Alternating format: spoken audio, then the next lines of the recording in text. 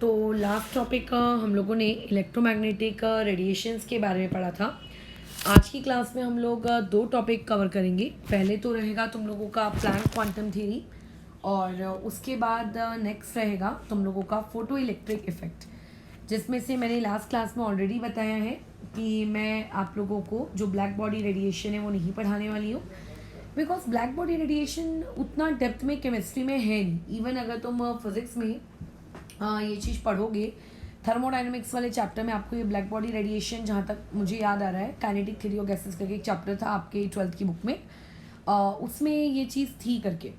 लेकिन अब new syllabus आया है तो कुछ आइडिया नहीं है मुझे कि बुक में कहाँ कहाँ चैप्टर्स कैसे उन्होंने शिफ्ट कर दिए हैं करके। But black body radiation basically आप लोगों के फिजिक्स का टॉपिक है एंड केमिस्ट्री में उतने डिटेल में दिया भी नहीं है, सिवाय एक आधी कोई डेफिनेशन के। तो उसको तुम खुद ही शीट में से रीड कर लेना तो तुम्हें समझ में आ जाएगा टॉपिक। उसमें मेरी नीड तुम्हें कभी नीड नहीं पड़ेगी, मतलब नहीं पड़ेगी, ठीक है। अच्छा, इवन तुम लोगों को अभी मैं एक शीट भेजने वाली हूँ आज रात तक, जो हमने लास्ट टॉपिक पढ़ा था, जिसमें फॉर्मूला था आप लोगों का कुछ इस प्रकार से। 3 फॉर्मूलों के साथ हमने डील किया था। पहला फॉर्मूला जो था वो आपके पास था C = लैम्डा इंटू न्यू, ठीक है।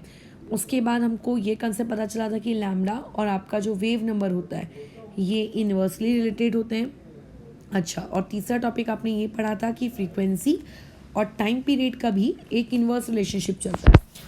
तो ये इतने छोटे छोटे और इतने आसान से टॉपिक हैं कि अगर 11th स्टैंडर्ड में तुम किसी एक एंट्रेंस एग्ज़ाम की लेट से तैयारी कर रहे हो, कमेंट नहीं करूँगी कि किसकी तैयारी करो, बट किसी भी अगर एंट्रेंस एग्ज़ाम की तैयारी करो, चाहे कितना छोटा सा छोटा क्यों ना हो, मुझे नहीं लगता कि इन न्यूमेरिकल्स को सिखाने की नीड बनती है, क्योंकि सिंपल है। यहाँ पे लैम्डा दिया है, टी निकालो, फ्रीक्वेंसी और लैम्डा दी है, सी निकालो, सी और लैम्डा दी है, फ्रीक्वेंसी निकालो। इसमें मुझे लगता है को सिखाने लायक है। अगर सिखाने लायक है तो फिर तुम किसी भी एग्ज़ाम को देने के लायक स्टूडेंट ही नहीं हो। तो इसका मैं कुछ क्वेश्चंस भेजूंगी और ज़्यादा भी नहीं भेजूंगी, क्योंकि वो तुम लोगों का भी टाइम वेस्ट कहलाएगा इस गंदे से टॉपिक पर ज़्यादा कमांड स्टैब्लिश करना। गंदा सा टॉपिक इन द सेंस जैसे तुम कभी कोई एग्जाम में नहीं पाओगे इस टाइप का सवाल। हाँ, स्कूली स्तर पे में भी आ सकता है, स्कूल वगैरह के टीचर्स आपको दे सकते हैं यूनिट टेस्ट, टर्मिनल्स वगैरह वगैरह, बट मुझे नहीं लगता कभी ये इतना आसान सा टॉपिक आपको मिलता है करके, ठीक है। अच्छा, जो छुटपुट के मेडिकल एग्जाम्स है, छुटपुट इंजीनियरिंग एग्जाम्स होते हैं स्टेट लेवल के, उनमें हो सकता है आपको देखने को मिल जाए। चलो तो फिर आगे बढ़ते हैं आज के टॉपिक में। देखो, आज का जो तुम्हारा टॉपिक है वो एक्चुअल में प्लैंक क्वांटम थ्योरी है। अब जैसे प्लैंक्स क्वांटम थ्योरी के ऊपर अगर मैं बात करूं, तो प्लैंक्स क्वांटम थ्योरी में जो क्वांटम मैकेनिक्स है, जैसे मैंने लास्ट वीडियो में कहा था, बहुत ही इंटरेस्टिंग टॉपिक है।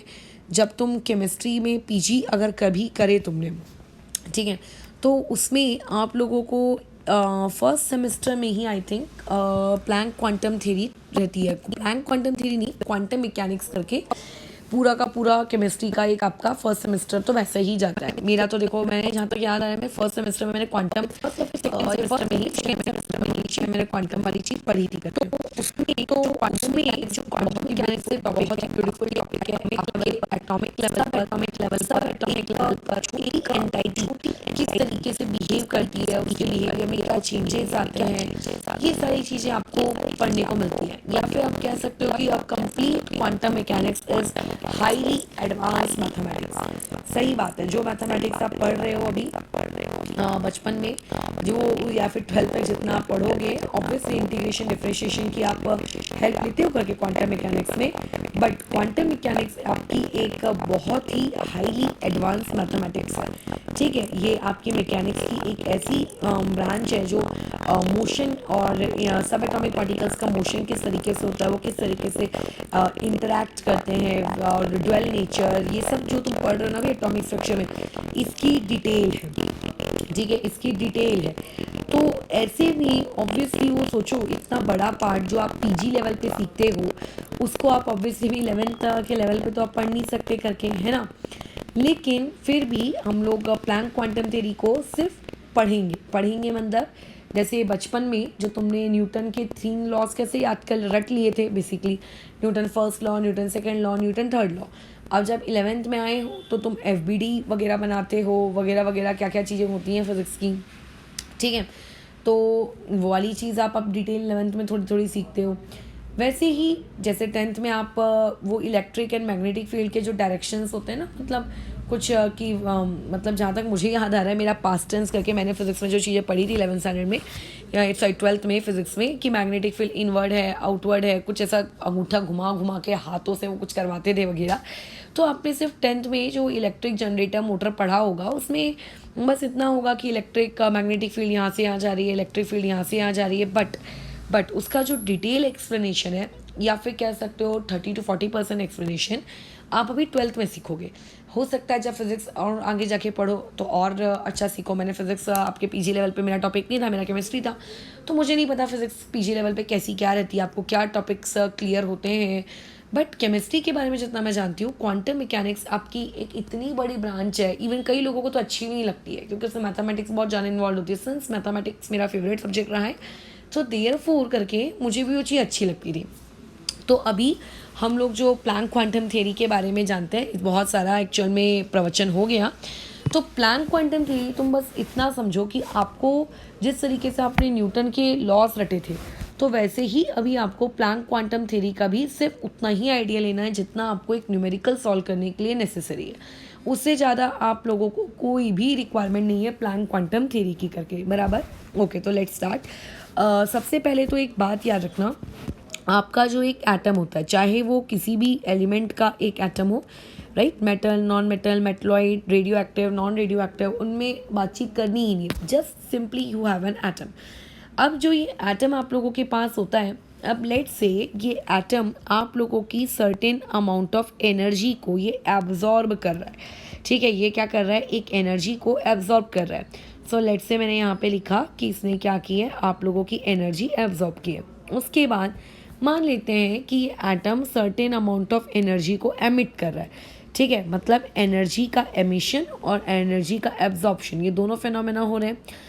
तो एक बात तुम्हें याद रखनी है करके कि कोई भी एक एटम जब एक एनर्जी को एब्जॉर्ब करता है, जब या फिर वो एक एनर्जी को एमिट आउट करता है, तो उसके एनर्जी को एमिट आउट करने का या फिर उसके एनर्जी को एब्जॉर्ब करने का जो पैटर्न होता है वो पैटर्न होता है सिंपली आपका इलेक्ट्रोमैग्नेटिक रेडिएशंस। मतलब इलेक्ट्रोमैग्नेटिक रेडिएशंस के फॉर्म में ही एटम एनर्जी को क्या करेगा करके आप लोगों का एब्जॉर्ब करता है, और इलेक्ट्रोमैग्नेटिक रेडिएशंस के ही फॉर्म में आप लोगों की एनर्जी क्या होती है, आपका एमिट आउट होती है। इसको अपनी नोट्स कॉपी में लिख लेना इस पॉइंट को करके कि electromagnetic radiations are absorbed by the an atom या फिर एब्जॉर्ब का एमिट बाय एन एटम करके, ये पॉइंट हम लोगों को याद रखना है करके, ठीक है। अच्छा, तो अब इस चीज़ से क्या समझ में आता है करके, सो ये तो हमें समझ में आ गया करके कि आपकी एनर्जी जो है वो एमिट होती है या फिर एब्जॉर्ब होती है। अब प्लैंक ने ये कहा कि आपकी कोई भी आप फॉर्म ले लो, कोई भी, चाहे आप एनर्जी को एब्जॉर्ब करवा रहे हो या फिर आप एनर्जी को एमिट करा रहे हो, एनर्जी का एब्जॉर्ब होने का या एनर्जी के एमिट होने वक्त जब वो फ्लो होती है, ठीक है, जब वो ट्रैवल करती है एक जगह से दूसरी जगह, जब वो ट्रैवल करी, उसके ट्रैवल करने के दो तरीके होते हैं, ठीक है, उसके ट्रैवल करने के कितने तरीके होते हैं, टोटल 2 तरीके होते हैं करके। वो 2 तरीके आप लोगों के कुछ इस प्रकार से हैं कि जैसे ही आप लोगों की ये देखता है करके इलेक्ट्रोमैग्नेटिक रेडिएशन कि I can travel in 2 ways, ठीक है, I can travel in 2 ways, तो वो उसके 2 तरीके क्या हैं, एक होता है कि या तो वो आप लोगों का कंटिन्यूसली ट्रैवल कर लेगा, ठीक है, प्लैंक क्वांटम थ्योरी के अनुसार जो आपकी एनर्जी जो एब्जॉर्ब हो रही है या फिर जो एनर्जी को आप एमिट आउट कर रहे हो वो एनर्जी या तो कंटिन्यूसली वो ट्रैवल करती है, ठीक है, या फिर वो वाली जो एनर्जी होती है वो आप लोगों की डिसकंटिन्यूस होती है, राइट, वो क्या होती है, आप लोगों की डिसकंटिन्यूस होती है। सो अब यहाँ पे हमें पहले तो ये मतलब समझना है कि what do you mean by continuous and what do you mean by discontinuous, ठीक है। तो when we are discussing about this continuous and discontinuous word, तो तुम इसको सिंपली इस तरीके से समझो कि लेट्स से आप लोगों के पास करके एक मान लेते हैं कुछ पार्टिकल्स हैं, ठीक है, जैसे पार्टिकल्स के नाम पर तुम्हारे पाइप से एक पानी निकल रहा है, ये बेस्ट एग्जांपल रहेगा। तुम्हारे पाइप से क्या हो रहा है, पानी निकल रहा है, तो वो जो पानी आप लोगों के पाइप से निकलता है, ठीक है, वो जो पानी आपके पाइप से क्या हो रहा है, फ्लो हो रहा है करके, सो पानी आपकी कंटिन्यूस स्ट्रीम के फॉर्म में फ्लो होता है, कंटिन्यूस, नो गैप, ठीक है। या फिर जैसे मान लेते हैं आप लोगों के पास एक फिसल फिड्डी है, ठीक है, फिसल फिड्डी ही कहते हैं आई थिंक मुझे तो, या फिसल पट्टी या जो भी उसको कहते हो, आपके पास एक स्लाइड है, उस लाइट के ऊपर आपने ऐसे लेट से एक बॉल रखी, तो क्या होगा, ये बॉल आपकी कंटिन्यूस मोशन करते हुए ऐसे ऐसे नीचे नीचे आ जाएगी। ठीक है, जब आपका पानी एक पाइप से निकल रहा है तो पानी भी क्या होगा करके आप लोगों का बहुत ही कंटिन्यूसली वो फ्लो हो रहा है करके, है ना। लेकिन अगर आपकी एनर्जी डिसकंटिन्यूस है, मतलब अगर उसका ट्रैवल करने का जो पैटर्न है, अगर वो ट्रैवल करने का पैटर्न उस लोगों का उसका डिसकंटिन्यूस है, तो ये डिसकंटिन्यूस, ठीक है, ये जो डिसकंटिन्यूस पैटर्न है ये कैसा है कि आप लोगों के पास एक सीढ़ियाँ हैं, ये इस तरीके से सीढ़ियाँ हैं। अब अगर मान लेते हैं बॉल को मैं यहाँ से फेंकती हूँ, तो बॉल पहले नीचे तो आएगी, फिर इस हॉरिजॉन्टल पोजीशन पे उसकी क्या होगी करके एक तरीके से उसका फ्लो टूटेगा, फिर वो वर्टिकल आएगी, फिर वो हॉरिजॉन्टल होगी, फिर वो वर्टिकल आएगी, फिर वो हॉरिजॉन्टल होगी। मतलब उसका जो फ्लो है या तो कम्प्लीटली हॉरिजॉन्टल होना चाहिए या तो कम्प्लीटली वर्टिकल होना चाहिए, है ना। उसका फ्लो पहले कैसा हो रहा है करके आप लोगों का, और हॉरिजॉन्टल हो रहा है और साथ ही साथ में उसका फ्लो फिर वर्टिकल हो रहा है, फिर वर्टिकल, फिर हॉरिजॉन्टल। तो उसके इसमें एक ब्रेक आ रहा है, ठीक है, उसमें क्या आ रहा है, ब्रेक आ रहा है। लेट्स से तुम लोगों के पास करके एक मशीन गन है, उस मशीन गन के अंदर से जो बुलेट्स निकल रही हैं, वो बुलेट्स कैसे निकलती हैं, 1 bullet, 2 bullet, 3 bullet, 4 bullet, 5 bullet, 6 bullet, 7 bullet. तो क्या होता है, एक बुलेट और दूसरे बुलेट के बीच में एक गैप है। गैप का मतलब मैं डिस्टेंस के रिस्पेक्ट में बात नहीं कर रही हूँ, बट ये अलग अलग पार्टिकल्स हैं, एक अलग अलग एंटाइटी है करके, है ना। एंटाइटी मैं इसलिए बोल रही हूँ क्योंकि मैं तुम्हें अभी ये नहीं बताना चाह रही हूँ कि वो चीज़ कौन है, इलेक्ट्रॉन है, प्रोटॉन है, या फिर कुछ और है, क्या है। ठीक है, तो ऐसे केस में करके कि आपकी वो एंटाइटी एक अलग अलग है। बट जब तुम मान लेते हो, जो पुलिस वाले कंट्रोल, जब एक भीड़ कहीं इकट्ठा हो जाती है ना, तो जो भीड़ को कंट्रोल करने के लिए वो लोग जो पानी फेंकते हैं पाइप से निकाल कर, तो उस पाइप से जो पानी फ्लो होता है वो एक अलग एंटाइटी नहीं, वो एकदम कंटिन्यूस उसका मोशन होता है। बट अगर मान लेते हैं कोई पथराव कर रहा है, कुछ पत्थर वत्थर फेंक रहे हैं करके वो लोग, तो एक पत्थर, दूसरा पत्थर, तीसरा पत्थर, चौथा पत्थर, ये सब अलग अलग चीज़ें हैं करके, बराबर। तो इस तरीके से आपका ये जो एनर्जी का पैटर्न है ये कंटिन्यूस भी हो सकता है, और आप लोगों के एनर्जी का पैटर्न क्या हो सकता है, डिसकंटिन्यूस भी हो सकता है। तो अभी यहाँ पर हम लोगों को ये चीज़ सीखनी है करके कि इसका प्लैंक क्वांटम थ्योरी से क्या लेना देना है करके, राइट। प्लैंक क्वांटम थ्योरी का क्या कहना है, इसका मतलब जो प्लैंक क्वांटम थ्योरी ये कहती है कि आपकी जो एनर्जी है, ठीक है, आपकी जो एनर्जी है जो इलेक्ट्रोमैग्नेटिक रेडिएशंस के फॉर्म में, चाहे वो एब्जॉर्ब हो या चाहे वो एमिट हो, ठीक है, उस इलेक्ट्रोमैग्नेटिक रेडिएशन के साथ क्या हो रहा है वो तो हमारा कंसर्न ही नहीं है कि वो एब्जॉर्ब हो रही है कि वो एमिट हो रही है, उस पर तो टेंशन लेना ही नहीं है, ठीक है। बट जो भी वो कर रही होगी उसका पैटर्न हमेशा डिसकंटिन्यूस रहेगा। ये है आप लोगों के प्लैंक क्वांटम थ्योरी का सबसे पहला पॉइंट कि आप लोगों की जो इलेक्ट्रोमैग्नेटिक रेडिएशंस हैं, अब चाहे ये लोग क्या हो रही हो, एमिट हो रही हूँ, या चाहे ये वाली इलेक्ट्रोमैग्नेटिक रेडिएशंस आपकी एब्जॉर्ब हो रही हो, जब भी ये होंगी ये डिसकंटिन्यूसली होंगी, ठीक है। इनका कभी भी जो फ्लो ऑफ पैटर्न रहेगा वो फ्लो ऑफ पैटर्न कभी भी कंटिन्यूस नहीं रहेगा। ये है आप लोगों का सबसे इम्पॉर्टेंट पॉइंट आपकी प्लैंक क्वांटम थ्योरी का। अब पॉइंट नंबर 2 देखो उनमें क्या है। जैसे मैंने ये कहा कि जो मशीन गन है उससे जो बुलेट्स निकल रहे हैं, या फिर लेट से कभी किसी आंदोलन में कुछ लोग पथराव कर रहे हैं, तो एक पत्थर, दूसरा पत्थर, तीसरा पत्थर, चौथा पत्थर, राइट, वो पत्थर अलग है, एक एक पत्थर एक दूसरे पत्थर से अलग है, एक बुलेट एक दूसरे बुलेट से अलग है।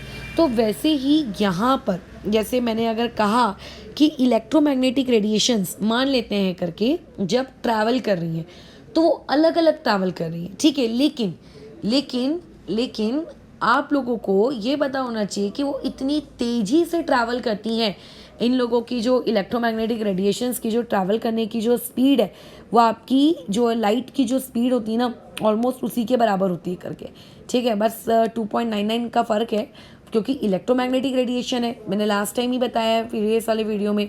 तो ये इतनी स्पीड से ट्रैवल करते हैं ये सारे के सारे पार्टिकल, ये एक के पीछे एक एंटाइटी की हमको ऐसा लगता है करके कि ये किसके फॉर्म में ट्रैवल कर रहे हैं, in the form of wave, ठीक है। मतलब अगर मान लेते हैं कोई चीज़ इतनी स्पीड में हो रही है, तो बहुत, अगर किसी चीज़ का मोशन बहुत तेज़ है तो आप एक्चुअल में उसकी लोकेशन डिटेक्ट नहीं कर पाते हो, कि वो आपकी जैसे पलक भी नहीं झपकेगी और वो आपको एक पोजीशन से दूसरी पोजीशन पे दिखना शुरू हो जाएगा करके, राइट। सो जब ये आप लोगों के क्या कहते हैं इलेक्ट्रोमैग्नेटिक रेडिएशंस के अंदर के जो डिस्क्रीट पार्टिकल्स है, छोटे जो स्मॉलेस्ट एनर्जी के पार्टिकल्स हैं, ऑब्वियसली इलेक्ट्रोमैग्नेटिक रेडिएशंस में एनर्जी है। तुम सोचो माइक्रोवेव की मदद से खाना बनता है, तो डेफिनेटली माइक्रोवेव की जो रेज है उसमें एनर्जी होगी। तुम्हें सनलाइट जब धूप पे निकालते हो तो तुम्हें चुभती है, तुम्हारी स्किन को फील होती है, इट मीन्स उसके अंदर एनर्जी है। तो जितनी भी इलेक्ट्रोमैग्नेटिक रेडिएशंस हैं इन सब के अंदर एनर्जी होती है। अब ये इनके अंदर की जो एनर्जी है वो एनर्जी स्टोर कहाँ है, बराबर, इनके अंदर की जो एनर्जी है वो स्टोर कहाँ होती है। तो एक बात हमको याद रखना है कि जैसे इलेक्ट्रोमैग्नेटिक रेडिएशन जो इस तरीके से छोटे छोटे पैकेट्स के फॉर्म में ट्रैवल कर रहा है, पत्थरों के जैसे या बुलेट्स के जैसे जो ट्रैवल कर रहा है, ये छोटे छोटे आप लोगों के जो ये आप मैं कह रही हूँ कि एंटाइटी है, ये एंटाइटी है करके, दीज एंटाइटीज, इस एक एंटाइटी को हम लोग क्या कहते हैं आप लोगों का, क्वांटा। ठीक है, अगर प्लूरल की बात करेंगे तो क्वांटम कहना, बट इसे हम लोग क्या कहते हैं, क्वांटा। इसे हम लोग क्या कहते हैं, क्वांटा। तो ये आप लोगों के पास जो एक क्वांटा है, ये एक क्वांटा बेसिकली है क्या, ये क्वांटा आप लोगों का स्मॉल पैकेट ऑफ एनर्जी है, यानी कि इलेक्ट्रोमैग्नेटिक रेडिएशन का वो सबसे छोटा हिस्सा। ठीक है, ऐसे और भी पीछे बहुत सारे क्वांटा हैं करके, बट ये आप लोगों के इलेक्ट्रोमैग्नेटिक रेडिएशंस का वो स्मॉलेस्ट पार्ट है करके, जो अपने अंदर क्या करके रखा है, एनर्जी स्टोर करके, जिसने अंदर क्या रखा है, रखा हुआ है करके। ठीक है, तो this is known as quanta. अच्छा, तो अभी यहाँ पे ये हम लोगों का वर्ड हो गया कि what do you mean bye quanta. अच्छा, अब कई लोगों को कन्फ्यूजन होता है कि what is the difference between quanta and photons. तो क्वांटा और फोटॉन्स के बीच में कोई ऐसा खासा डिफरेंस नहीं है। जस्ट लाइक केमिस्ट्री में अगर मैं ये वर्ड बोलूँगी कि मैंने डाइल्यूट किया, तो what do you understand by the term dilute. तुम्हें यही समझ में आता होगा कि किसी ना किसी चीज़ से उसको पतला कर दिया है, सॉल्वेंट की मात्रा आप लोगों ने क्या कर दी है, ज़्यादा कर दी है। अब जैसे तुम्हारे घर में पेंट हुआ, पेंट होने के लिए बड़े बड़े पेंट के डब्बे आए, क्या तुम एज इट इज़ अपना ब्रश उसके अंदर डिप करके पेंट करना शुरू कर देते हो, क्या नहीं, आप मार्केट से थिनर खरीद के लाते हो, थिनर से उसको डाइल्यूट करते हो, और डाइल्यूट करने के बाद फिर आप उस पेंट को आप यूज़ करते हो। क्या पानी से हम लोग उस पेंट को डाइल्यूट करते हैं, क्या नहीं करते हैं। सो अलग अलग केमिकल्स को डाइल्यूट करने का जो तरीका होता है वो आप लोगों का अलग अलग होता है। You use different type of solvent, but the word dilute means the same. Dilute means क्या करना, सॉल्वेंट की क्वांटिटी बढ़ा दे रहे हो आप वहाँ पे, है ना। लेकिन अगर मैं वर्ड बोलूँगी करके कि एक्वस, तो एक्वस का मतलब क्या है कि वहाँ पे ज़रूर आपका सॉल्वेंट क्या रहा होगा, वाटर रहा होगा। तो ऐसे में हम लोगों के आजू बाजू जो विजिबल लाइट है, ठीक है, हम लोगों की जो नॉर्मल लाइट है, अगर इस नॉर्मल लाइट के अंदर से, इस आप लोगों की विजिबल लाइट के अंदर से अगर क्या हो रहे हैं, क्वांटा निकल के बाहर आ रहे हैं। अगर आपके पास एक विजिबल लाइट है और इस विजिबल लाइट के अंदर से निकल के आप लोगों के क्वांटा बाहर आ रहे हैं, तो वो जो क्वांटा है, जो विजिबल लाइट की क्वांटा है, बस उन्हीं विजिबल लाइट के क्वांटास को हम लोग क्या कहते हैं, फोटॉन्स कहते हैं। यानी कि जो वर्ड है आप लोगों का फोटॉन्स, ये फोटॉन्स स्पेसिफिकली कब यूज़ किया जाता है, in case of visible light. अगर आपके पास माइक्रोवेव है, then you will use that small packet of energy के लिए word quanta. If you have क्या कहते हैं उसको, infrared radiation, cosmic ray, gamma rays, then you will always use the word quanta. But when we will use the word photons, we will use the word photons when we are using या visible light करके। ठीक है, ये हो गया आपका point number 2। अच्छा, अभी पॉइंट नंबर 3 क्या है, पॉइंट नंबर 3 आपका सबसे ज़्यादा इम्पॉर्टेंट है करके। पॉइंट नंबर 3 ये है कि आप लोगों की जो ये एनर्जी होती है, ठीक है, आप लोगों की जो ये एनर्जी होती है, ये एनर्जी क्वांटाइज्ड होती है। ठीक है, ये जो आप लोगों की एनर्जी होती है, एनर्जी क्या होती है करके आप लोगों की क्वांटाइज्ड होती है। अब यहाँ पे सबसे इम्पॉर्टेंट वर्ड कि what you mean bye quantized. ठीक है, इस फोटोन के अंदर में जो एक एनर्जी है, ठीक है, ये एक एनर्जी आप लोगों की क्वांटाइज्ड है।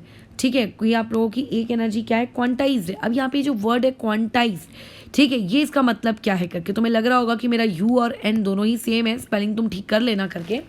सो देखो, क्वांटाइज का मतलब क्या है, तुम मार्केट से अंडे खरीदने ले गए, तुमने दुकानदार से बोला मुझे 1 अंडा दो, वो तुम्हें दे देगा। तुमने बोला मुझे 2 दो, वो दे देगा। तुमने बोला 3 दो, वो दे देगा। तुम बोलोगे मेरे को 3.5 दो।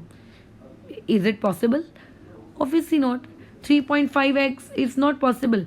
अगर आपको एग खरीदना है तो एग आपको किस क्वांटिटी या किस मल्टीपल में मिलेगा, 1 के मल्टीपल में मिलेगा, या फिर आप 1 खरीद सकते हो या तो 2 खरीद सकते हो, या फिर कह सकती हूँ मैं सिंपली आपको एक नेचुरल नंबर के मल्टीपल में मिलेगा करके।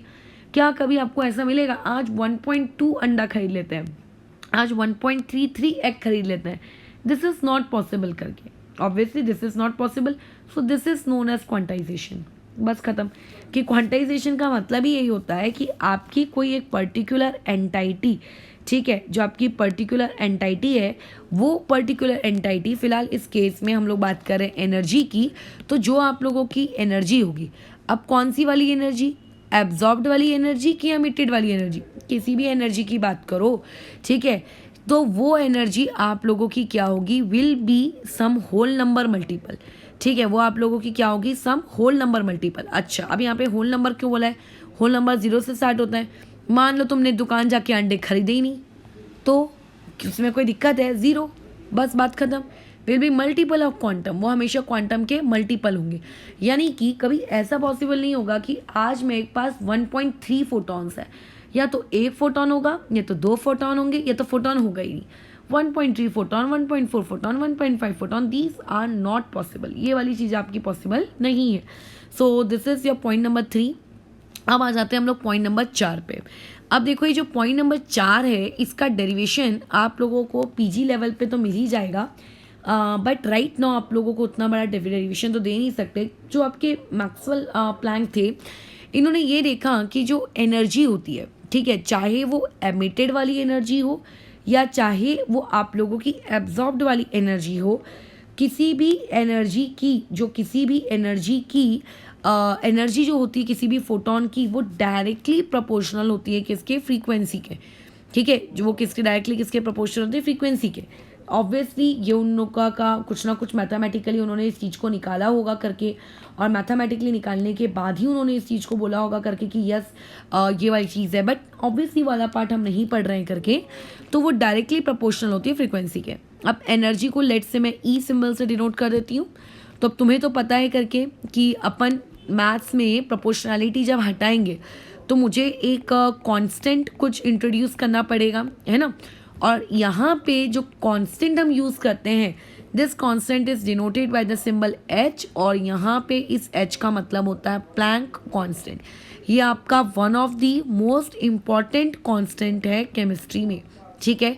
जैसे PV इक्वल टू NRT में आप लोगों का जो R है, ठीक है, capital R, it was one of the most important concept करके आप लोगों का, ठीक है, कि उसकी R की वैल्यू कितनी होती है वगैरह वगैरह। तो वैसे ही यहाँ पर ये जो आपका H है, this is known as what, आप लोगों का प्लैंक कांस्टेंट, ठीक है। अच्छा, अब अगर इस प्लैंक कांस्टेंट की वैल्यू की मैं बात करूँ तो हर कांस्टेंट की देखो वैल्यू कैलकुलेट की जाती है। अब जैसे जो आप लोगों का, आप फिजिक्स में पढ़ते हो जी की वैल्यू 9.8 मीटर पर सेकेंड स्क्वायर पढ़ते हो।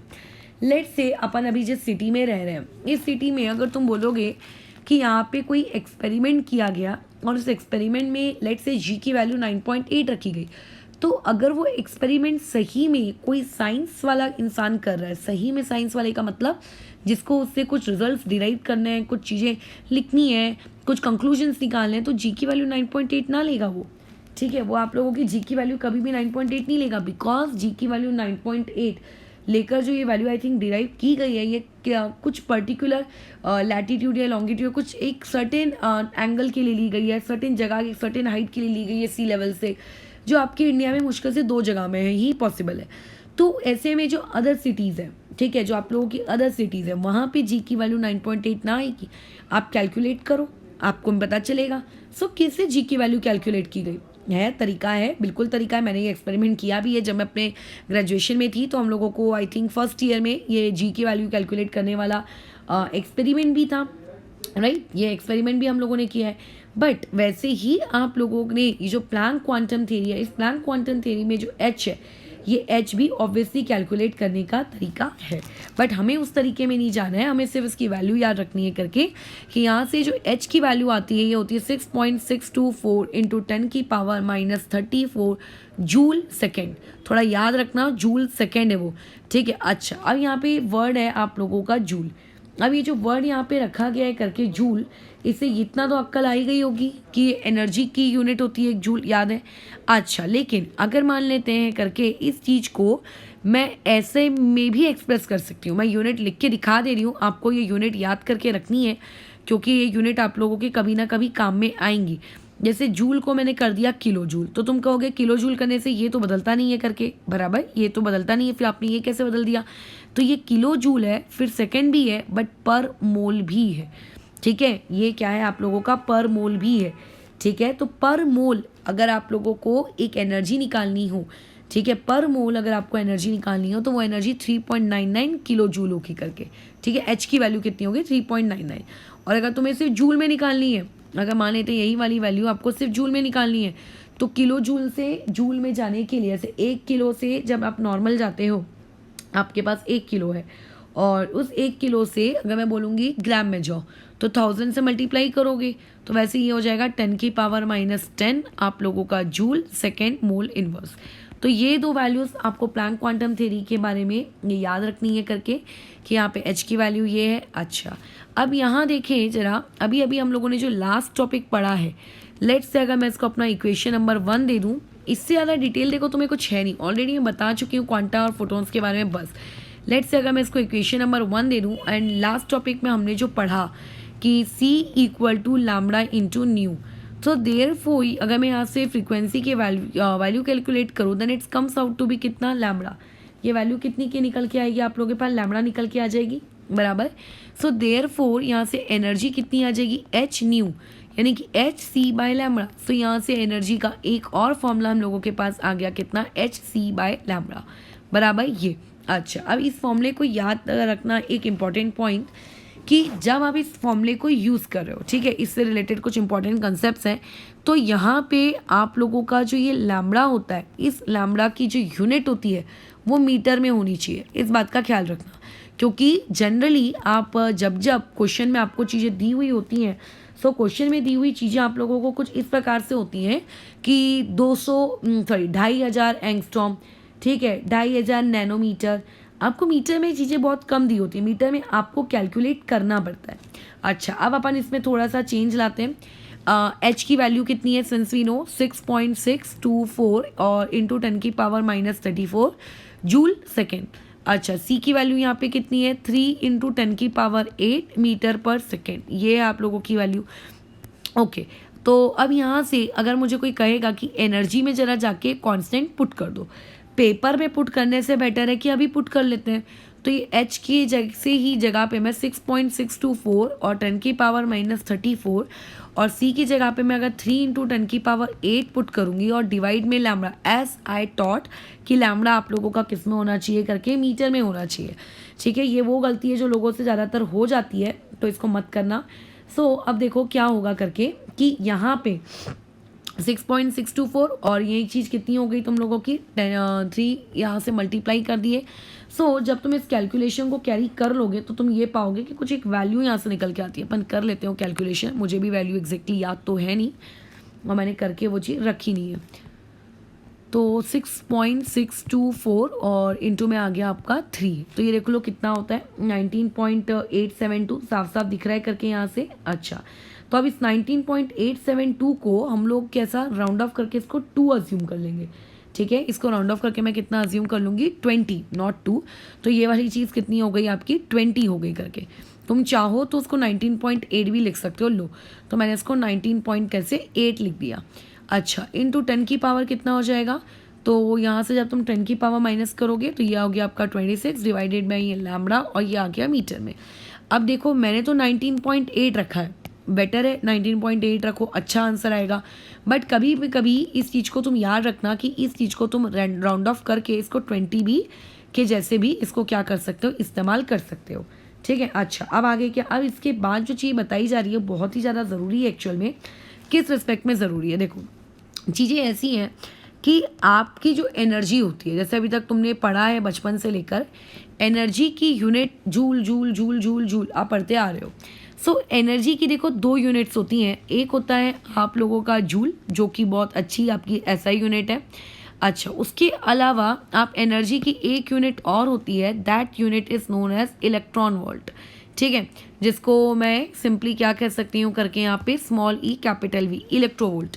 ठीक है, इलेक्ट्रॉन वोल्ट या फिर आप क्या कह सकते हो करके इलेक्ट्रॉन वोल्ट। तो ये 2 यूनिट्स हैं आपके पास, जूल और एक इलेक्ट्रॉन वोल्ट। अभी ऊपर में जो मैंने H की वैल्यू रखी वो देख लो, H की वैल्यू की यूनिट क्या थी, जूल थी, जूल बराबर। ओके, तो अगर H की वैल्यू मुझे इलेक्ट्रॉन वोल्ट के टर्म्स में चाहिए तो क्या बराबर, तो क्या, तो अभी पहले तो ये पता होना चाहिए कि आपका 1 इलेक्ट्रोवोल्ट आखिर कितने जूल्स के बराबर होता है। राइट, आपके कितने जूल के बराबर होता है? तो it is simply 1.6 into 10⁻⁻⁹ joule. तो मैं याद आ रही होगी ये वैल्यू कहाँ देखी है, शायद ये वैल्यू तुम लोगों ने अभी अभी charge of electron and charge of proton में देखी है, बराबर। सो ये तुम्हें एक कन्वर्जन फैक्टर कैसा याद करना है कि 1 इलेक्ट्रोवोल्ट किसके बराबर होता है करके, बराबर, ठीक है करके ये हम लोग याद कर लेंगे। तो अभी लेट्स से आप लोगों के पास करके जो एनर्जी का फॉर्मूला है, वो एनर्जी का फॉर्मूला आप लोगों के पास कितना निकल के आया था वहाँ से, ये एनर्जी का फॉर्मूला आया था आपके पास 6.624 इंटू 10⁻⁻34 और इंटू में 3 इंटू 10⁻8, ठीक है। अच्छा, अपॉन में यहाँ पे क्या था, लैम्बडा आप लोगों के मीटर में था।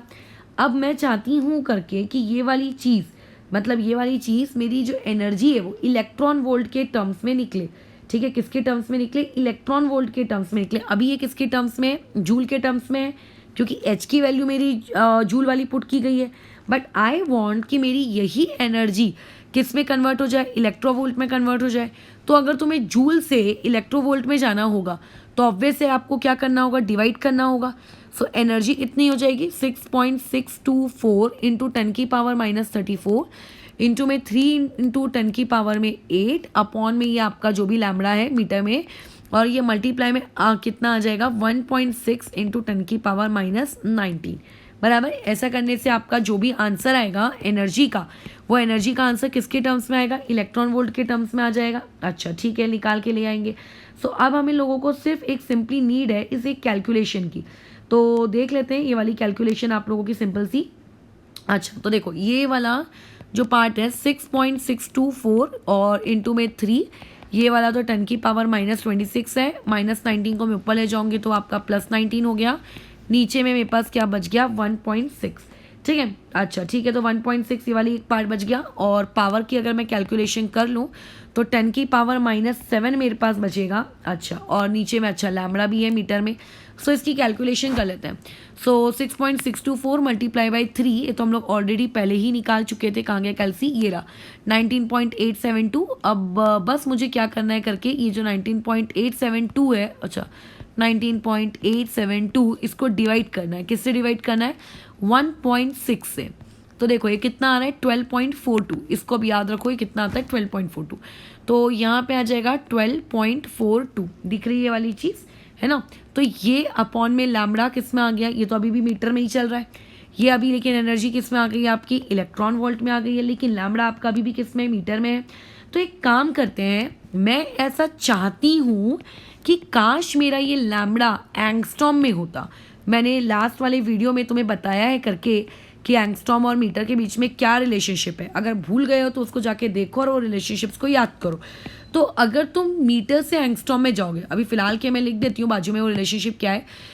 1 एंगस्ट्रॉम इक्वल टू कितना होता है 10⁻⁻10 मीटर होता है, बराबर। कितना होता है 10⁻⁻10 मीटर होता है। तो अगर ऐसे केस में मैं चाहती हूँ कि मेरा मीटर किस में कन्वर्ट हो जाए? एंगस्ट्रॉम में कन्वर्ट हो जाए। तो अगर मैं ये लैम्बडा एंगस्ट्रॉम में रखना चाहती हूँ तो यहाँ पे 10 की पावर, अच्छा ऊपर का 10⁻⁻7 में खा गई तो यहाँ आएगा 10⁻⁻10, बराबर। यही चीज़ कितनी आ जाएगी 10⁻⁻10। सो अगर इस 10⁻⁻10 को मैं यहाँ ऊपर शिफ्ट कर दूँ, ये यहाँ, तो देखो ये चीज़ कितनी आ गई। ये डेरिवेशन तुम्हें करने की नीड नहीं है, तुम्हें सिर्फ आखिरी में ना याद रखना, फॉर्मूला याद करना है तुम्हें। लेकिन वो डेरिवेशन आया कैसे या फॉर्मूला आया कैसे वो मैं बता रही हूँ, क्योंकि जब पता होती है ना चीज़ें तो रटने में आसानी होती है। तो देखो ऊपर न्यूमरेटर आपका किस में कन्वर्ट हो जाएगा 1242, और ऊपर में क्या देखने को मिल रहा है 1242। अच्छा एक मिनट, अगर मैं 1242 एक काम करती हूँ, इसको थोड़ा राउंड ऑफ कर लेती हूँ। राउंड ऑफ इसीलिए कर रही हूँ, देखो पहले एक चीज़, ये जो मैंने लिखा है 12.42, इस चीज़ को हम लोग सिर्फ 12.4 ही लेते हैं। अब मेरा 12.4 लेने का रीज़न पहले जान लो कि आखिर वो रीज़न है क्या। हम लोगों की जितनी भी स्टैंडर्ड किताबें हैं जिनसे सवाल अपन फ्रेम करते हैं वो लोग 12.42 लेते ही नहीं है, सबके सब कैसा आपका 12.4 ही एक्चुअल में लेते हैं करके। तो इसीलिए यहाँ पे मैं भी उसको 12.4 ही ले लेती हूँ, क्योंकि जो कैलकुलेशंस ऑलमोस्ट सभी किताबें या फिर जो रूल्स जो सभी लोग फॉलो कर रहे हैं उसी को हमें भी फॉलो कर लेना चाहिए। बट एटलीस्ट तुम्हें दिख तो रहा है ना कि यहाँ पे 4.2 होना चाहिए था करके, मुझे याद आया करके कि नहीं ये वाली चीज़ तो 4 लेते हैं लोग करके, ठीक है। तो यहाँ पे देखो ये वाला चीज़ हो जाएगा आपका कितना आ जाएगा यहाँ पे 4 आ जाएगा। सो ये इसको हटा दो तो ये चीज़ कितनी हो जाएगी 12400 अपॉन में लैम्बडा, जो कि किसमें एंगस्ट्रॉम में और इलेक्ट्रॉन वोल्ट। ठीक है, इसमें आप ये डाउट मत लेकर आना कि अरे 12.42 लेके आने से और 12.4 लेने से तो आंसर में बहुत बड़ा डिफरेंस हो जाएगा। जितने भी आपकी शीट्स वगैरह में सवाल रहते हैं, किताबों में सवाल होते हैं, वो इसी फॉर्मूले के रिस्पेक्ट में होते हैं करके। ठीक है, इसीलिए मैंने इसमें कन्वर्ट किया। ये यूनिवर्सली देखा है ना करके मैंने, इस वजह से। अच्छा, तो ये फॉर्मूला आपके पास निकल के आ गया। अब ये इतना इंपॉर्टेंट फॉर्मूला है कि कल को तुम्हें किसी ने एक एनर्जी कैलकुलेट करने को दी। ठीक है, कल को तुमसे किसी ने एक एनर्जी कैलकुलेट करने को दी। मैंने लेट से माइक्रोवेव की तुम्हें वेवलेंथ दे दिया और माइक्रोवेव की एनर्जी पूछी है, और अगर मेरी माइक्रोवेव की एनर्जी निकालना है और माइक्रोवेव की वेवलेंथ मैंने तुम्हें एंगस्ट्रॉम में दे के रखी है, तो तुम ये समझ जाना करके सीधा 12400 डिवाइडेड बाय एंगस्ट्रॉम में ही वैल्यू। हाँ, बट वहाँ से जो एनर्जी निकल के आएगी वो किस में निकल के आएगी, इलेक्ट्रोवोल्ट में। ठीक है, हम इसके न्यूमेरिकल्स करेंगे तब तुम्हें ये चीज़ें समझ में आ जाएंगी बेटर तरीके से। लेकिन ये फॉर्मूला हमें तभी यूज़ करना है जब आपकी एनर्जी किस में निकालनी हो, इलेक्ट्रोवोल्ट में, और लैम्बडा किस में रखना हो, एंगस्ट्रॉम में करके। बराबर। अच्छा, अब इसमें ये बात का बस तुम ख्याल रखना करके कि जो लैम्बडा है वो एंगस्ट्रॉम में होना चाहिए, एनर्जी लगे तो इलेक्ट्रोवोल्ट में। आ भी गई तो क्या टेंशन है, जूल में कन्वर्ट कर लेंगे फिर से, है ना। और अदरवाइज ये तो आपका यूनिवर्सल फॉर्मूला है ही है। कहाँ चला गया वो, E=hc/लैम्बडा। ठीक है, ये h डाल दो, c डाल दो, लैम्बडा को मीटर में कन्वर्ट कर दो, तो उससे भी वही आने वाला है। बट क्या कि हमें पेपर में h और c की गंदी कैलकुलेशन ना करनी पड़े, उससे बचने के लिए हम ये फॉर्मूला बना रहे हैं। अच्छा, अब इसी में देखो हम लोग एक छोटा सा चेंज और करते हैं। ये पिंक कलर से थोड़ा मैंने शॉर्ट कर दी है स्क्रीन को। अब देखो यहाँ पर मैंने क्या किया था, एनर्जी इक्वल टू 12.4, ऊपर में पहले से 10⁻⁻7 था। इलेक्ट्रोवोल्ट में मेरी एनर्जी आ रही थी, लैम्बडा मेरा नैनोमीटर में रखना है, मान लेते हैं। अब क्योंकि दो आपकी बहुत ही कॉमन यूनिट है, एक होता है एंगस्ट्रॉम और एक होता है नैनोमीटर, तो अगर नैनोमीटर में कन्वर्ट करना है तो यहाँ पे 10⁻⁻10 नहीं 10⁻⁹ आएगा, और ये पहुँच गया ऊपर। ठीक है, तो अगर ये ऊपर पहुँच गया तो वो चीज़ क्या हो जाएगी, 1240 अपॉन में लैम्बडा किस में, नैनोमीटर में, और ये इलेक्ट्रोवोल्ट में आपकी एनर्जी निकल के आएगी। यानी कि कल को अगर तुम लोगों का मान लेते हैं जो लैम्बडा है वो नैनोमीटर में दिया है, तो आप लोगों का यही फॉर्मूला होता है, बस एक वैल्यू कम। सो इतने सारे फॉर्मूले रटने में तो मैं बिलीव करती नहीं हूँ, बट क्योंकि ये चीज़ बहुत ही छोटी है और आपके मेमोरी पे उतनी ज़्यादा स्ट्रेन दिलवाएगी नहीं, so you can easily use it करके। ठीक है, सो हम लोग यहाँ तक प्लैंक क्वांटम थ्योरी में पहुँचे, या हम लोगों ने कुछ फॉर्मूले डिराइव किए, तो बस यही वाली चीज़ है, यही सारी चीज़ें तुम लोगों को याद रखनी है करके। अच्छा, अब एक तुम लोगों को थोड़ा सा फैक्ट याद रखो, जैसे कि अगर मान लेते हैं we have 1 photon, let's say we have 1 photon, तो एक फोटोन के केस में अगर मैं कहूँगी कि आपको एनर्जी कैलकुलेट करनी है, सो तुम सिंपली बोलोगे कि E क्या हो जाएगा आपका, h न्यू हो जाएगा, है ना। पर अगर मैं कहूँगी कि लेट्स से आपके पास n नंबर ऑफ फोटोन्स है, तो n नंबर ऑफ फोटॉन्स के लिए एनर्जी क्या होगी, E=n times of h new. कभी कभी पेपर में आप लोगों को ये n कैलकुलेट करने को बोल देता है कि आपका एक बल्ब है, ठीक है, और उस बल्ब में से आप लोगों का करके कुछ रेडिएशंस निकल रहे हैं। सो उस रेडिएशंस की एनर्जी कितनी होगी, मतलब एनर्जी दी होगी, h दिया होगा, न्यू दिया होगा। ठीक है, और उसके बाद तुम लोगों को पूछेगा कि बताओ वहाँ से आपके कहते हैं क्या कहते हैं उसको, नंबर ऑफ पता फोटॉन्स कितने हैं करके निकल रहे हैं, ये चीज़ बताओ। तो ये फॉर्मूला तुम लोगों को वहाँ पे काम आ जाएगा करके। ठीक है, अच्छा, तो इसके अलावा तुम लोगों को और कुछ इस टॉपिक में याद रखने वाला तो ऐसा कोई फैक्टर है नहीं। अच्छा, अब उसके बाद एक इम्पॉर्टेंट टॉपिक है जो वैसे मैंने बल्ब का नाम लिया तो मुझे अचानक से टॉपिक याद आया है, वो है आप लोगों की लाइट इंटेंसिटी। बराबर। अब वैसे तो इंटेंसिटी का सीधा लेना देना ब्राइटनेस से होता है, राइट। आप ब्राइटनेस, यहाँ पे अपन लाइट की इंटेंसिटी यानी कि ब्राइटनेस के बारे में बात कर रहे हैं। लेट्स से अगर एक बल्ब आप लोगों का, वो जो पुराने ज़माने में पीले पीले कलर के बल्ब चलते थे, ठीक है, वो आप लोगों के ख़राब होने में आएगा, देखना धीरे धीरे डिम होते जाते हैं। सो लाइट इंटेंसिटी का जो रहता है करके वो आप लोगों का करके ब्राइटनेस से रिलेशनशिप है करके। बराबर। तो लेकिन अगर कोई मुझसे पूछेगा कि what is the formula of intensity या what do you mean by light intensity, तो इंटेंसिटी को हम डिफाइन कैसे करते हैं, राइट। इंटेंसिटी को हम डिफाइन कैसे करते हैं करके कि light energy per unit surface area पे कितनी, आपके पर यूनिट टाइम पे पर यूनिट एरिया में आपने कितनी करके डिलीवर की। ठीक है, आपने लाइट एनर्जी को पर यूनिट टाइम में और पर यूनिट एरिया में कितना डिलीवर हो रही है, दैट इज नोन एज करके आप लोगों की लाइट इंटेंसिटी, बराबर। अच्छा, तो अभी यहाँ पर अगर इसके बेसिस पर मैं एक इंटेंसिटी का फॉर्मूला लिखना चाहूँ तो ये फॉर्मूला तुम्हें याद रखना है कि लाइट की जो इंटेंसिटी है इक्वल टू पावर, पावर मतलब कितनी एनर्जी वो अपने अंदर से डिलीवर कर रही है, और पर यूनिट एरिया, किसके एरिया को वो क्या हो रहा है, रिसीव हो रहा है। ये आप लोगों के लिए काफ़ी ज़रूरी है क्योंकि इससे रिलेटेड कुछ न्यूमेरिकल्स अभी तुम लोगों को देखने को मिलेंगे करके, ठीक है, दैट्स वाई। तो इसीलिए इस टॉपिक को मैंने अभी बता दिया कि तुम लोगों को यहाँ पे काम आने वाला है। अच्छा, तो ये हो गया आप लोगों का। अभी एक और सबसे इम्पॉर्टेंट चीज़ है, अगर मान लेते तुम लोगों से ये एक फॉर्मूला बन गया है, इंटेंसिटी इक्वल टू कितना, पावर डिवाइडेड बाय करके आप लोगों का एरिया। अब एक छोटा सा फॉर्मूला यहाँ से और आता है, ये फॉर्मूला मैं चाहती हूँ कि तुम खुद डिराइव करो, और लेट से अगर तुम डिराइव नहीं कर पाए तो ऐसे केस में जब मैं इसका न्यूमेरिकल लूँगी तो न्यूमेरिकल लेते वक्त इस फॉर्मूले को मैं डिराइव कैसा कर दूंगी करके, ठीक है। ये आप लोगों को वो बल्ब वाले इसमें नीड पड़ेगी इस फॉर्मूले की, number of photons in 1 second, 1 second में कितने फोटॉन्स किसी पर्टिकुलर सोर्स ऑफ लाइट से निकले। जैसे मैं बल्ब नाम ले रही तो लेट से आया आपका बल्ब है, इस बल्ब से इस तरीके से आपकी क्या हो रही है करके एनर्जी एमिट आउट हो रही है, तो उस बल्ब से 1 सेकेंड में कितने फोटॉन्स निकल रहे हैं, अगर आपको ये कैलकुलेट करना है, so this is the formula, intensity multiply by area और डिवाइड बाय लैम्बडा और डिवाइड बाय HC। बहुत ही सिंपल सा है, थोड़ा सा अगर तुम अपना बुद्धि का प्रयोग करोगे तो तुम्हें खुद समझ में आ जाएगा करके कि मैंने कैसे निकाला है करके ये फॉर्मूला करके। नथिंग, इसमें कोई भी चीज़ आपकी ऐसी कठिन नहीं है कि जो नहीं समझ में आए, बट ऑब्वियसली ये वाला पार्ट आपको क्या करना है करके याद रखना है करके, ठीक है। अच्छा, और उसके बाद ऊपर तो ऑलरेडी मैं इंटेंसिटी बता चुकी हूँ, वो भी आपके काम आएगा, या फिर इनडायरेक्टली ये वाला फॉर्मूला करके, ठीक है। सो अभी हम लोग एक बार रिवाइज कर लेते हैं कि हमने कितने कितने फॉर्मूले इस पार्ट में देख लिए। तो देखो, सबसे पहली चीज़ हमने जो देखी वो देखी थी आपकी सिंपल सा formula, that is E equals to आपका HC बाय लैम्बडा, ये एक फॉर्मूला आया।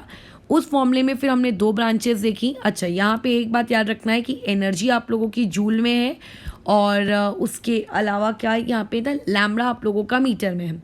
पॉइंट नंबर 2, अगर मान लेते हैं एनर्जी हम लोग इलेक्ट्रोवोल्ट में कैलकुलेट कर रहे हैं तो 12400 डिवाइडेड बाय लैम्बडा आप लोगों का किस में आ जाएगा, एंगस्ट्रॉम में। और अगर यही एनर्जी आप इलेक्ट्रोवोल्ट में कैलकुलेट कर रहे हो बट आप लोगों के पास लैम्बडा नैनोमीटर में है तो ऊपर से एक 0 कम कर देना। ये हो गया आपका पहला फॉर्मूला। पॉइंट नंबर 2, एक फोटोन की एनर्जी के लिए वो वैलिड है, बट अगर आपके पास n नंबर ऑफ फोटॉन्स है तो n times of h new, या फिर तुम ये भी चीज़ लिख सकते हो करके E इक्वल्स टू करके n times of HC by lambda. अच्छा, पॉइंट नंबर 3 फिर हमने इंटेंसिटी के साथ डील की, तो intensity equals to what, power divided by area, ठीक है। अच्छा, पॉइंट नंबर 4 यहाँ से है number of photons per second, किसी भी लाइट सोर्स से करके 1 सेकेंड में कितने फोटॉन्स एमिट आउट हो रहे हैं उसे हम लोग क्या कहते हैं करके, आप लोगों का number of photons emitted in 1 second. तो ये वाली चीज़ कितनी हो जाएगी आपका, इंटेंसिटी चेक कर लेते हैं, सही लिखा है ना, हाँ बिल्कुल लिखा है ना। तो ये टोटल 4 फॉर्मूले हमने यहाँ से सीखे। क्वांटा क्या होता है, it is just a small packet of energy, बस इतना तुम लोगों को याद रखना है। बाकी जो डिटेल्स है फोटॉन्स वगैरह की वो सब आपको बाद में आएंगी। अच्छा, अब इसमें श्रेयन का एक डाउट था करके कि अलग अलग फोटॉन्स अलग अलग एटॉमिक स्पेक्ट्रा क्यों शो करते हैं, मतलब अलग अलग एलिमेंट्स के एटॉमिक स्पेक्ट्रा अलग क्यों है, सब सेम क्यों नहीं है। तो जब हम लोग श्रेयन आपके बोहर्स का पढ़ेंगे कंसेप्ट, एनर्जी लेवल का कंसेप्ट पढ़ेंगे, तब वो वाली चीज़ पता चलेगी। उसके लिए आपको हर शेल की एनर्जी कितनी है ये अगर पता होगा तो उसके बेसिस पे चीज़ें समझना ज़्यादा आसान होगी। तो तभी टॉपिक को टाइम है तो इसलिए अभी रुक जाते हैं। अच्छा, एक जीके फैक्ट है, वो जीके फैक्ट तुम लोगों को थोड़ा सा पता होना चाहिए करके कि अगर मान लेते हैं आप लोगों के पास 1 मोल क्वांटा होता, ठीक है, क्या होता आप लोगों के पास 1 मोल क्वांटा, 1 मोल क्वांटा। देखो मोल इसमें फिर से आ गया, तो इसका मतलब कितना इंपॉर्टेंट पार्ट है ये मोल आप लोगों की लाइफ का। अगर आपके पास 1 मोल क्वांटा है, अब 1 मोल का मतलब तो तुम लोगों को पता ही है करके कि what do you mean bye करके 1 मोल, है ना। सो 1 मोल का मतलब होता है कि उसके पास 6.022 इंटू 10 की पावर में 23 पार्टिकल्स उसके पास रहे होंगे, और यहाँ पे पार्टिकल्स कौन है आप लोगों के, क्वांटा है करके, ठीक है।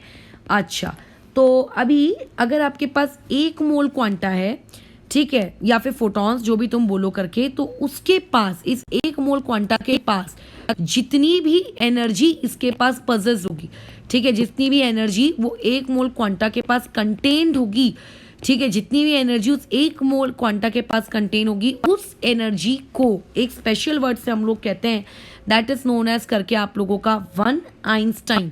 ठीक है, ये बहुत ही फैक्चुअल सा एक सवाल है करके, और कुछ नहीं। तुम लोगों को कभी कभी छोटे छोटे जीके बेस्ड क्वेश्चन में आ सकता है, इसीलिए ये चीज़ बताई गई है करके। So energy possessed by 1 mole of quanta is known as करके आप लोगों का 1 आइंस्टाइन। ठीक है, अच्छा, वो वाली चीज़ आपकी क्या होती है, 1 आइंस्टाइन होती है। कल को ऐसा क्वेश्चन भी आ सकता है, लगे तो एक छोटा सा न्यूमेरिकल अभी सॉल्व कर लेते हैं करके, कि कैलकुलेट एनर्जी कंटेन्ड, ठीक है, calculate energy of 1 mole of photons. अगर आपके पास 1 मोल ऑफ फोटॉन्स होते, याद रखना 1 फोटॉन और आपके 1 मोल ऑफ फोटॉन में डिफरेंस है।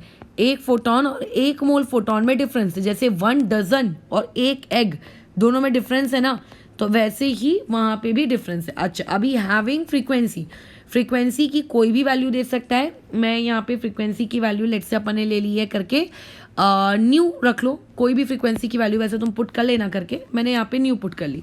तो अगर तुम्हारे पास 1 फोटॉन होता तो उस 1 फोटॉन के लिए आपके पास एनर्जी कितनी होती, h न्यू होती। तो अगर तुम्हारे पास 1 मोल फोटॉन है, 1 मोल फोटॉन का मतलब एवोगैड्रो नंबर है ना, Na फोटॉन से 1 मोल यानी कि Na। अभी जिसको मोल कंसेप्ट आता है उसको ये बात समझ में आ रही होगी। अगर आपके पास Na फोटॉन्स है तो उसके पास कितनी एनर्जी होगी, तो देयरफॉर सिंपल सा मॉनिटरी मेथड है आपका। तो एनर्जी उसके पास जो होगी 1 मोल आपके फोटॉन की, वो एनर्जी होगी आपके पास Na यानी कि Avogadro number into h multiply by new, simple, जैसा भी बताया था, जितने भी पार्टिकल्स हों। और इसी एनर्जी को हम लोग क्या कहते हैं, आप लोगों का 1 आइंस्टाइन कहते हैं। तो हो सकता है, अभी देखो Na तो एक कांस्टेंट है, h तो एक कांस्टेंट है। अब जो चीज़ वेरी की जा सकती है वो है फ्रीक्वेंसी। हो सकता है फ्रीक्वेंसी की जगह वेवलेंथ का इस्तेमाल कर लें, तो वेवलेंथ अगर बोले तो C = लैम्बडा इंटू न्यू, ये वाला रिलेशनशिप तुम याद रखना करके, ठीक है। So this was all about Planck quantum theory. इससे ज़्यादा प्लैंक क्वांटम थ्योरी के बारे में और कुछ भी तुम लोगों को नहीं जानना है, ठीक है। अच्छा, और अब हम लोग इसके बेसिस पे जो फोटो इलेक्ट्रिक इफेक्ट है, उस फोटो इलेक्ट्रिक इफेक्ट को समझेंगे, क्योंकि आपका जो ये प्लैंक क्वांटम थ्योरी निकल के आई थी, ये प्लैंक क्वांटम थ्योरी ने बहुत ही आपके इंटरेस्टिंग से एक्सपेरिमेंट को जो था फोटो इलेक्ट्रिक इफेक्ट करके इसको एक्सप्लेन किया था करके, ठीक है। याद रखो कि आपका जो ब्लैक बॉडी रेडिएशन है और जो आप लोगों का फोटो इलेक्ट्रिक इफेक्ट है, ये आप लोगों का एक्सप्लेन नहीं हो पा रहा था करके, अगर आप उसको as a wave, continuous energy की वेव मानोगे कि इलेक्ट्रोमैग्नेटिक रेडिएशन को, तो यहाँ पे ये हम लोगों का समझ में आता है कि अच्छा, फोटो इलेक्ट्रिक इफेक्ट। सो इसके बाद जो नेक्स्ट टॉपिक हम पढ़ेंगे फोटो इलेक्ट्रिक इफेक्ट रहेगा। But photo electric effect obviously हम उतने डिटेल में नहीं पढ़ेंगे जितना डिटेल फिजिक्स में पढ़ते हैं। फिजिक्स में आप ये सब भी पढ़ोगे, कुछ स्टॉपिंग पोटेंशियल के बारे में पढ़ोगे, कुछ ग्राफ्स वगैरह पढ़ोगे। ग्राफ्स तो 1 या 2 ग्राफ तो मैं भी यहाँ पे पढ़ाऊंगी, लेकिन उतना ज़्यादा नहीं जितना ज़्यादा आप लोगों के कहाँ पे होता है, फिजिक्स में होता है करके, ठीक है। और उसके बेसिस के न्यूमेरिकल वगैरह काफ़ी छोटे छोटे और काफ़ी सिंपल से हैं। तो अभी इस चीज़ को हम लोग ओवर करते हैं। नेक्स्ट टॉपिक हम लोगों का जो स्टार्ट करेंगे वो फोटो इलेक्ट्रिक इफेक्ट होगा। सो पहले फोटो इलेक्ट्रिक इफेक्ट खत्म हो जाने देते हैं, उसके बाद फिर एक साथ ही हम लोग एक न्यूमेरिकल का सेशन रखेंगे, जिस न्यूमेरिकल के सेशन में तुम लोगों का प्लैंक क्वांटम थ्योरी से रिलेटेड न्यूमेरिकल्स और आप लोगों के फोटो इलेक्ट्रिक इफेक्ट से रिलेटेड न्यूमेरिकल्स मैं सॉल्व करवा दूंगी, तो जिससे तुम लोगों को समझ में आ जाएगा किस तरीके से करना है। एंड उसके बाद कुछ प्रैक्टिस प्रॉब्लम्स तो तुम लोगों के लिए रहेंगे, ठीक है।